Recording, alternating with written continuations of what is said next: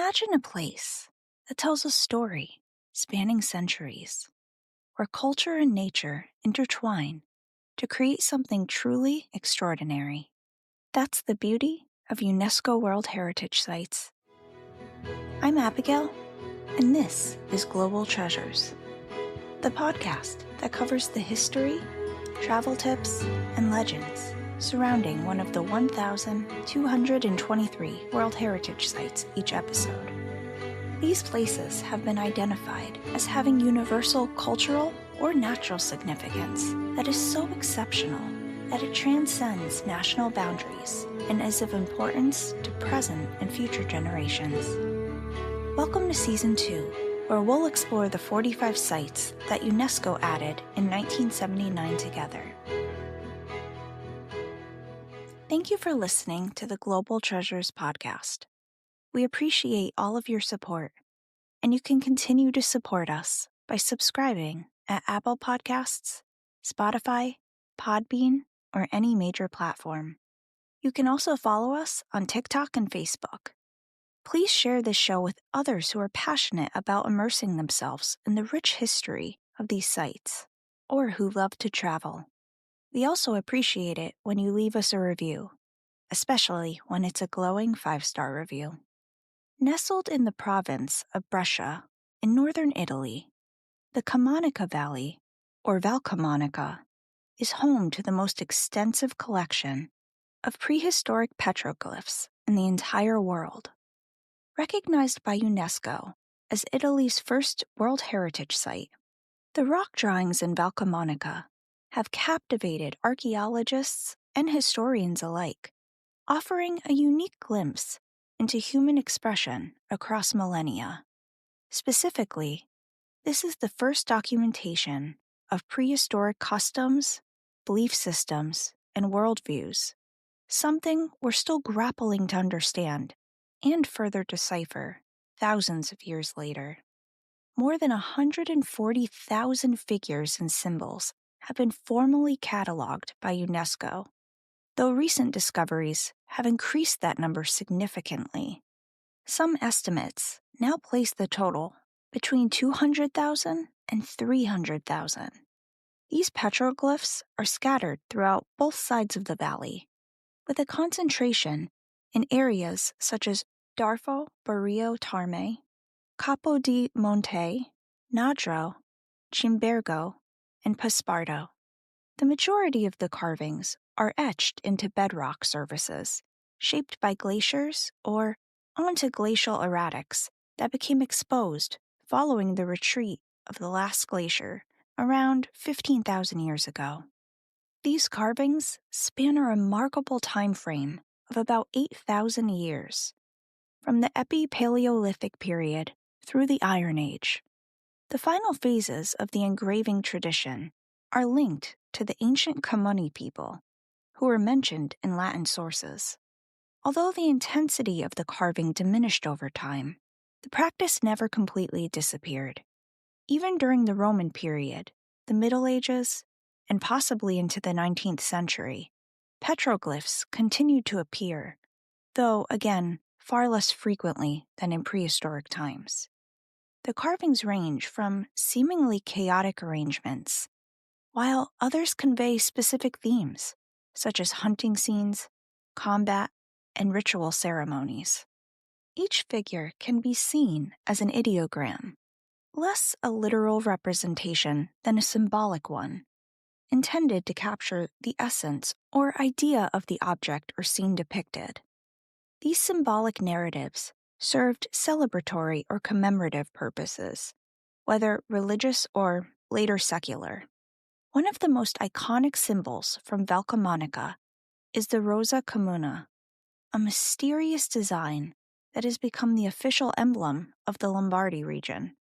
Its origin and meaning, much like the valley's rock art, remain subjects of scholarly fascination.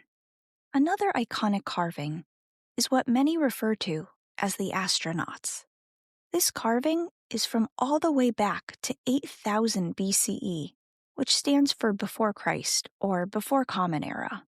They're depictions of figures that are wearing some sort of headgear, with some even speculating these were supposed to represent visitors from another planet. Many actually believe these carvings weren't the work of humans, but of ancient aliens. There was even an episode of the television show Ancient Aliens that dives into this theory. Some argue that humans back then would not have had the skill or tools required to etch these intricate, detailed carvings into rock. However, archaeologists argue they simply used sharp stone blades, which were in fact used during the aptly named Stone Age.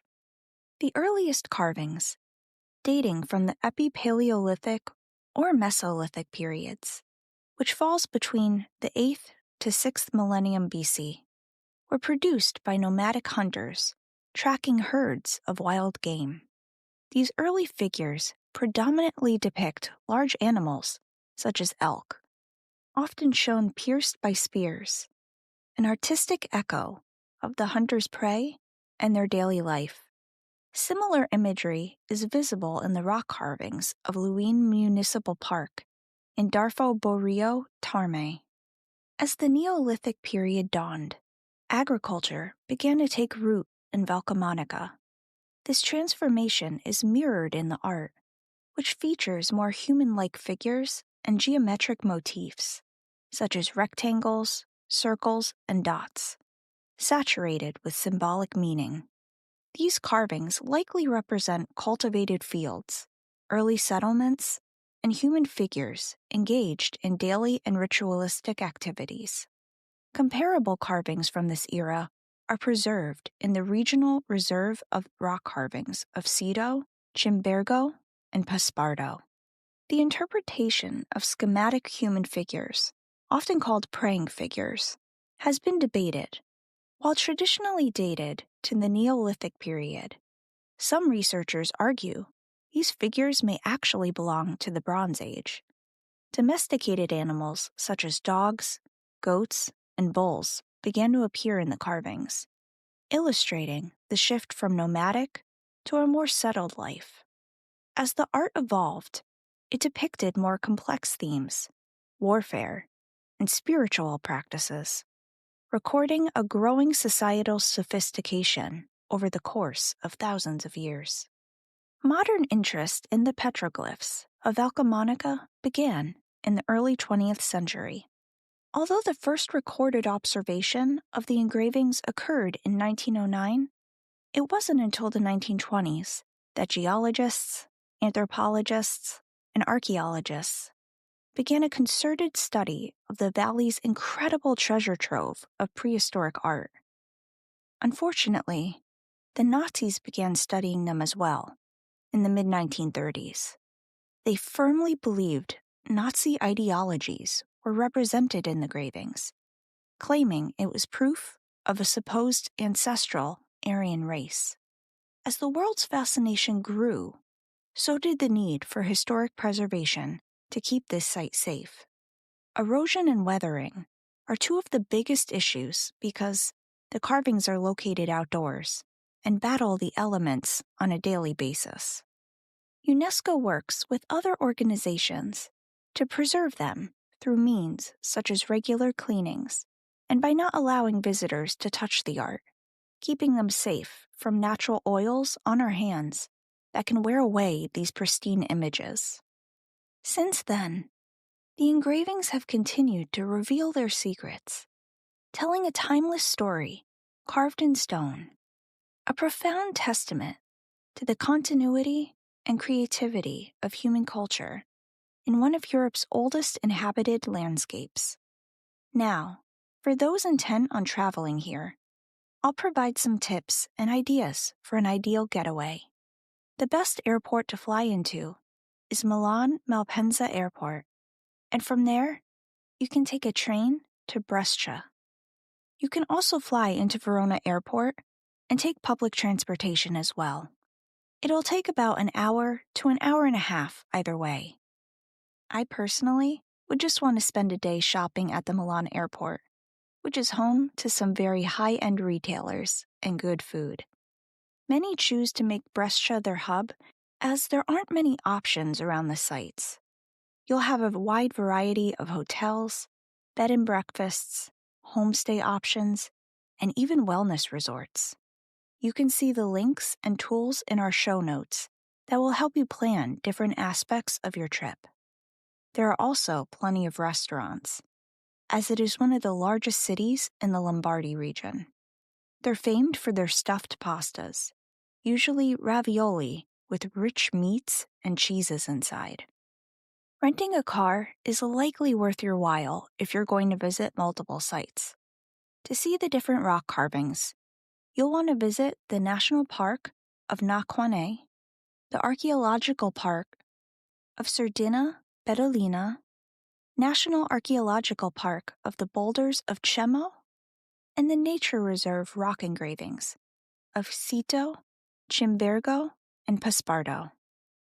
You may also want to visit the National Museum of Prehistory in Capo di Ponte. Some of these sites are free, while others have a small fee with actual ticket offices, such as the National Park of Naquane. I couldn't find an official website where you could pay or get tickets in advance, like with some parks. You can take a guided tour from Milan, which coordinates transportation and getting into some of these sites, but there are 2 caveats with this option. First, it's about a 3-hour ride each way, and it's very expensive.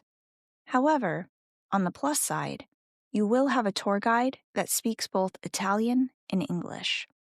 Signs within the park outlining the rules and providing some historical context are usually in English and Italian, but I'll just mention a few basics. Again, no touching of the carvings is permitted. I know some enjoy doing rubbings, which is when you take a piece of paper, lay it over the carving, and rub chalk over it to get a beautiful etching you can bring home. However, this is also prohibited.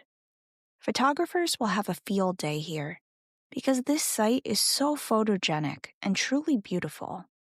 This is also a beautiful spot to have a picnic, and there are designated areas where you can do so. This site does involve a lot of walking, so bring sneakers or boots. If you plan on going during the summer, it can get hot and sunny, so sunscreen is never a bad idea. The rock drawings in Valcamonica is a place where we can go back in time and experience the customs, beliefs, and ways of life of our ancestors. Connecting with both the past and present makes us more informed travelers and global citizens. Join me for our next episode, where we'll travel to the rock-hewn churches of Ivanovo in Bulgaria. This stunning collection of monolithic churches, chapels, and monasteries showcases Bulgarian art that is more than 700 years old. Until then, keep exploring, keep wondering, and keep treasuring the remarkable diversity of our world's heritage.